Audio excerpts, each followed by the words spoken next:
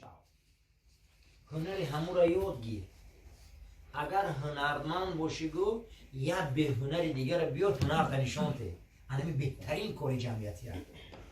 ولی همین مردم ما چه به هنره همین خدا گرفتگی و ای شاگردشان ایزا میکشن. اونم یک سال شاگرد شد سال دیگه تو خیلی پیش میری نمیشن شاگرد. همین وقت بیهوده همین رو تو بگم میگذرونه پیش یک آدمی تجربه دار نمیره تجربه رو یاد بگیره. این پیغمبر مربی چی میگه؟ یک آدمی صانع گیر صناعتچی سازنده را کسب گیر کسبش گیر اگر خودت استاد باشی یک شاگرد گیر همون را تعلیم دهی که همون را یاد گیر زندگیش گذرونه.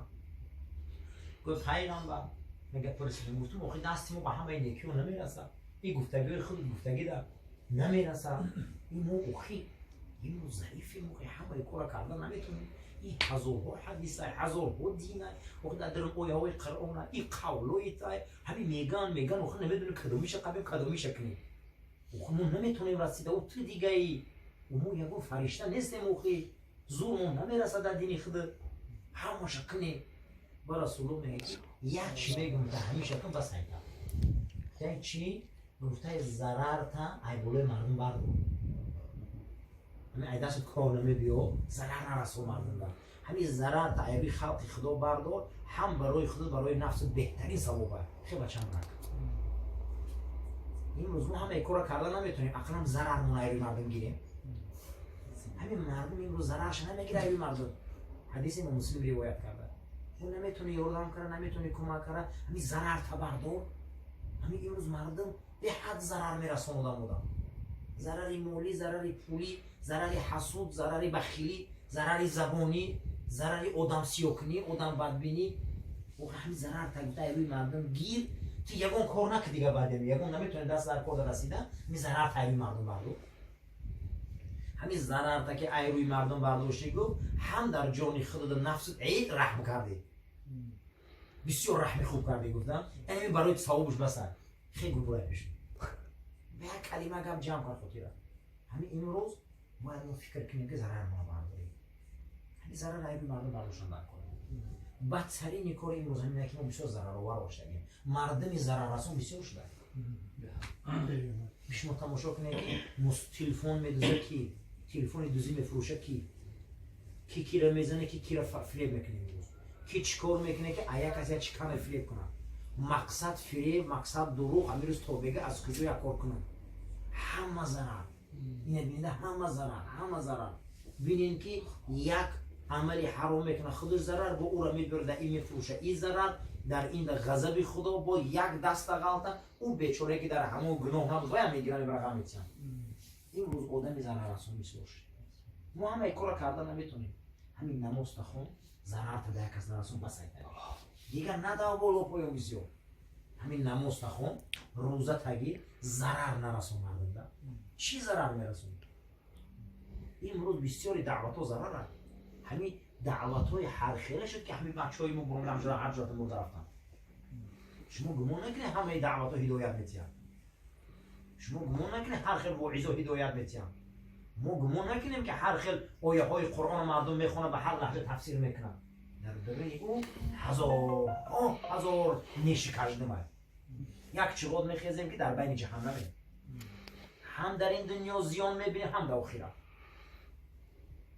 به این نهایت امروز همین لجام نصیحت بسیار کلان شد همین در درین نصیحت و ضرر بسیار هست همین خیلی میکنن یک مراتب عقل سالم قدی فکر میکنی ای فایدهش همین کار ضرر بسیار هست علمای پیشتره مردم فقط همین قدر گفتن که ضرر نرسون گپ زیاد نمیکردن و یا بسیار نمیگفتن حیات صحابه نقل نمیکردن هیچ نمیگفتن همین قدر میگفتن بچه هم نماز تخون همین ضرر نرسون این همین حدیث ها بوده چی به امروز نماز روزه حج زکات همه طریق اینترنت و آینه نیلگون حج در تنگ فوقش نشون داده است هزار یک زبان قدیم معویزن دو چند این کارا با ضرر بسیار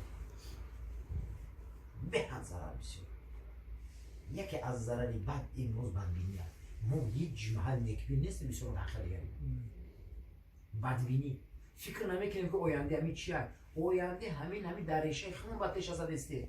هیچ کده بدبینی ما تیلو نمیشه ستون اینو. ستونی بگونه با بدبینی ما کو تیلو نمیشه. کیسه و یا خالی نمیشه. برعکس پر میشه. یعنی همین ابو ذر بچه‌م میدونم حضور نمیرسم. فرشته نیست همه کار کنیم. ضرر تا بردار هم خود نفسی در بسیار فایده کار کنیم. ضرر تا که برداشتی همون برادر که ایت ضرر ندی دنیا میشه گلیستان. أعوذ بالله من الشيطان الرجيم بسم الله الرحمن الرحيم تبارك الذي بيده الملك وهو على كل شيء قدير الذي خلق الموت والحياة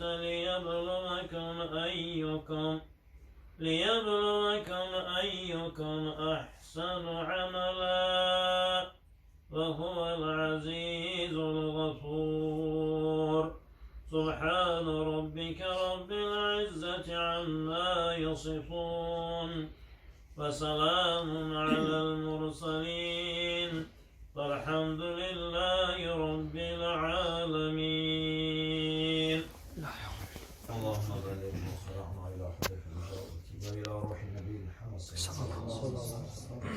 حق علينا پروردگار خیر و قبول خداوند زنده ها را توفیق ده. خداوند قبر پدرشون پر نور گردون. خداوند جوش بهشت گردون. از این ثواب و ثمره آیه‌های تلاوت شده و از این خیر و ثوابش پروردگار در روح و قبرش عطا کنه. برکت در کسب و کارش نده. الله اکبر. یا برادر دیگر فرزند داشته در حق فرزندش خانه داخلم بود. پروردگار فرزند این برادر عمری دراز کنه. بچه‌های دختر توفیق شه. پروردگار از مس و نیرنگ‌های شیطانی نگه داره. پروردگار عمری دراز ده و درد سرش پدر و مادرش نده. از دامنش فرزندای صالح و صالحه و جامعه پروردگار پیش میاد شود. خدمت دین و شریعت اسلام. الله رحمت خدا.